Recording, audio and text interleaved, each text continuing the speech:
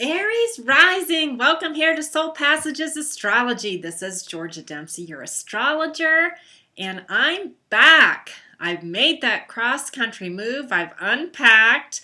I've settled in. I've got my angel room together. I do apologize for not getting the May videos out. We were absolutely buried here. Anyhow, I'm so happy to have you join me once again. And this month is a big month for you.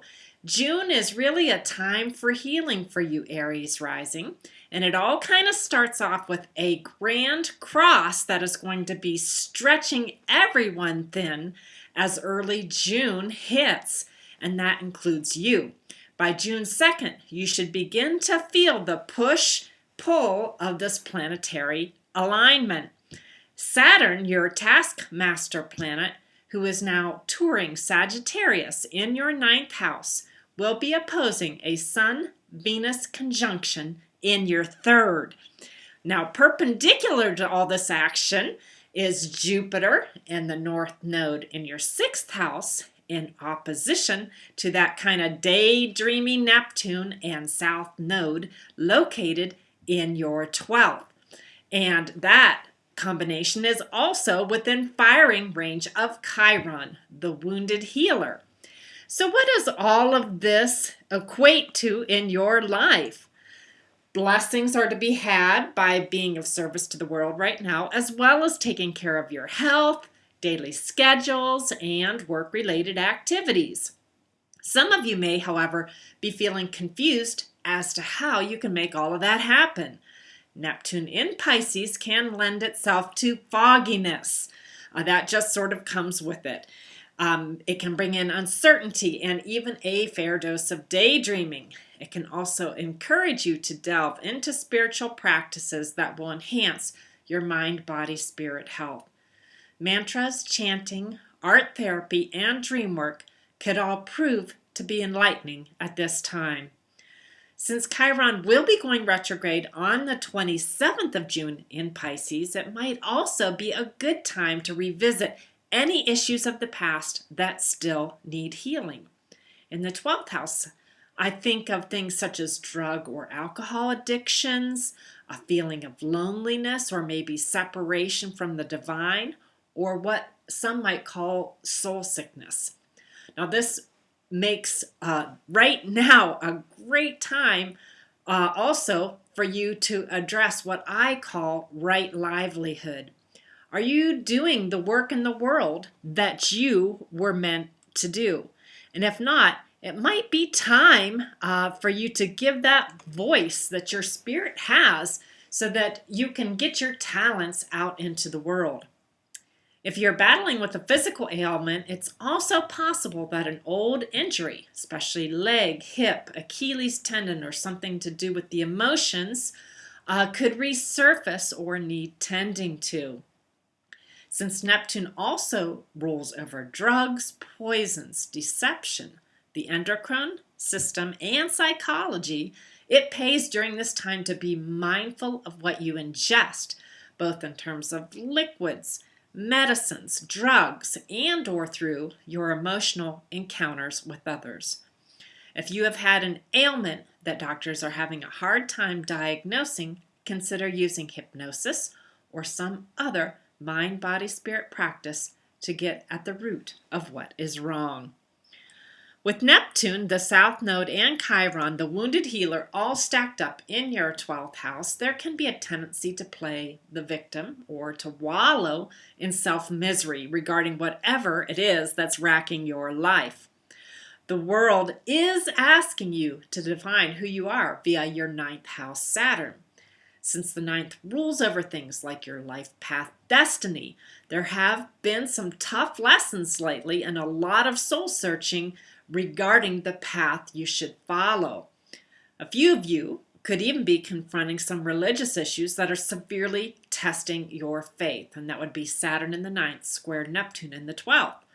For others, someone may be trying their best to pull the wool, that's Neptune, over your eyes regarding some legal matters. And again, that's Saturn in Sag in the ninth. This is certainly a trying time for everyone, and it just depends on what's unfolding in your life as to how this cross will play itself out. Now, since May 9th, that 6th house Jupiter has been wanting to confer blessings regarding matters of health, work, and daily routines. But Saturn is up there in the ninth, challenging the growth you hope to experience via a square. Going back to school, that's certainly a Saturn and Sag thing in the ninth, could make getting ahead at work easier for some of you. Legal matters could be plaguing a few of you regarding work-related issues. This is a really good time for you to be tolerant of other cultures and belief systems, so as not to stir up trouble amongst coworkers or those you share your daily world with. Now, during the cross, your Gemini Sun and Venus will be opposing that Saturn. So whatever has popped up as a challenge in your life, you're being asked to mindfully talk things out and do your best to see both sides of the story. That's a gift that Gemini confers on us, the ability to see more than one side to any situation. Since the Sun-Venus combination will be gracing your third house, communications and learning of all sorts are highlighted. Is there another way to look at things? Are you being truthful with yourself and others? Are you communicating your needs at work? Are you learning what it is you need to learn to improve the quality of your life? If you are battling an illness, learn as much as you can about what's going on so you don't feel kept in the dark. That can be a square between Sun and Neptune. Be upfront and clear in your communications and be sure that others are being straight with you as well. This is definitely not a good time for doublespeak. Say what you mean and mean what you say, but use that softening touch of Venus to temper your words. This will help you on all fronts, whether you're facing a legal issue, an illness, or some sort of workplace dilemma. On the 4th of the month, there will be a new moon in Gemini conjunct to Venus. This paves the way for you to open discussions regarding what is going on in your world. Talk to siblings and teachers. Determine the learning path that is best for you. You might even choose to see a counselor, that would be a 9th house Saturn, to plot out your classes for the upcoming year. Whatever shakes out, you are meant to take this opportunity to enter into discussions mindfully and to learn what you need to move forward in a positive life direction. Now, mystical Neptune will be moving retrograde on the 13th, and for many of you, that will be impacting your 12th house. Neptune feels at home in the 12th, and that is the place of all things hidden. This abode has much to do with imprisonment, confinement, and even self-undoing.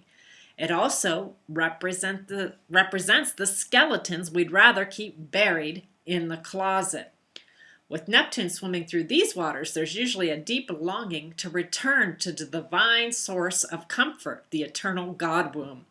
Unfortunately, this planet also allows you to feel the slings and arrows of outrageous fortune or misfortune keenly, so there can be a tendency to drown your sorrows in drugs or alcohol as a means of escaping the suffering in the world that you see or feel. With this planet moving backwards, take extra precautions to avoid drugs, chemicals, or medicines you are unfamiliar with. Ward off psychic vampires so you don't get mired in situations that you don't own. On the flip side, do use the energy to go over your dreams with a fine-toothed comb to uncover hidden meanings and symbology that could provide insightful information. Those of you that follow me know I am a dream person, and I do believe in unraveling those dream symbols. There are important lessons to learn because by the 17th, an additional challenge will be headed your way via the Saturn-Neptune square. Be wary of political parties that offer up utopia but can't seem to deliver. You may also feel inclined to sacrifice too much for another person or a particular life path. Be compassionate to yourself and others and stay true to a course that is right for you. That is the message of Saturn in Sagittarius. Do your best not to be judgmental regarding people that are different than you. Saturn likes laws, order, and traditional values, but he's currently traipsing through that ninth house, and that has much to do with other cultures, various belief systems, and different worldviews. Remember to allow some space for our differences, for it is these very differences that give us strength and the ability to survive hard times. On June 20th, a full moon in Sagittarius will illuminate any legal matters, life path challenges, or school concerns that you've been having. If you've been intolerant regarding other people's belief systems or worldviews, expect to hear some pretty fiery rhetoric regarding your stance. Emotions always run high under full moons, and this one wants to deliver a truth pie to your front door. So get braced. With the full moon riding next to Saturn, it will be challenging not to feel depressed, but on the other hand, you should clearly see what you need to do in order to turn things around. Towards the end of the month, the sun will move into Cancer, and for many of you, this will light up your fourth house of home. This is a great placement for a Cancerian sun, since that fourth house has much to do with family, home, your mother, traditions, and the past. If you need to retreat from the world a bit, well, this would be a great time to do so. Venus will join this area on the 17th, and Mercury, the planet of communications, will follow on the 20th. So great time to get in touch with people and cozy up. And actually, Mercury is going to follow on the 29th, excuse me. So cozy up with the people you love. Retreat from that hectic energy of the cross you've been bearing and share thoughts and emotions with those closest to you. On the 29th, Mars will start moving direct in Scorpio in your 8th house. You likely have a strong desire to transform whatever is not working in your life. For the 8th is a door or a gateway in many ways, and the warlike energy of a Scorpio Mars wants you to rise up from the ashes to rebirth yourself in some fashion. Since 8th house functions will be influenced by this god of passion, your drive will be running high in regards to understanding the psychological motivations of those closest to you, deepening your most intimate relationships, possibly firing up your sex life by creating strife within your joint finances, or by firing up your passion for exploring things behind the veil. If you have been facing an illness or some other situation that has left you feeling racked by the cross, this Mars could give you the phoenix-like energy to overcome. Further help could be on the way as Jupiter trines Pluto on the 26th. Pluto likes to unearth that which is hidden, and Jupiter in Virgo has much to do with alternative health and the meticulousness of your work-related skills. With a lovely beam from Pluto, the reason for an underlying illness could be revealed, providing you the information you need in order to heal. Since Pluto is coursing through your 10th house, he could also be unveiling some of your hidden talents, which could positively impact your work situation, allowing you to shine with authority figures. June is not a month to lay idle, Aries Rising, and I say that even though Mars is retrograde till the end of the month. Old issues need attending to, and this is a month for you to focus on healing. Though you may feel racked at the beginning of the month, Mars will be going forward by month's end. And since you've now had time to think things over during the retrograde period, it's now time to take transformative action. Let go of the things you can no longer shoulder and choose a life path that is true to you. Though you may feel as if you have never healed your life, Chiron is there to remind you that healing is more about the journey than any particular outcome. Health and psychological wellness happen one step at a time, but you must take steps to transform your situation. Release the skeletons you've tucked away in the closet and relinquish a desire to play the victim, and you will be victorious in June. I just want to say a big thank you to all of you in the world. I appreciate you calling for readings. I am still doing my special till June 1. I tried so hard to get those April videos out. Forgive me. With the cross-country move, resettling to a place that I feel more attached to, it just wasn't going to happen. Anyhow, I'm back on board. I hope you're doing great. I wish you the greatest blessings, and I thank you all for your shares, your likes, your Google Pluses, all of that stuff. You guys are awesome. All right, have a wonderful June. Peace and blessings.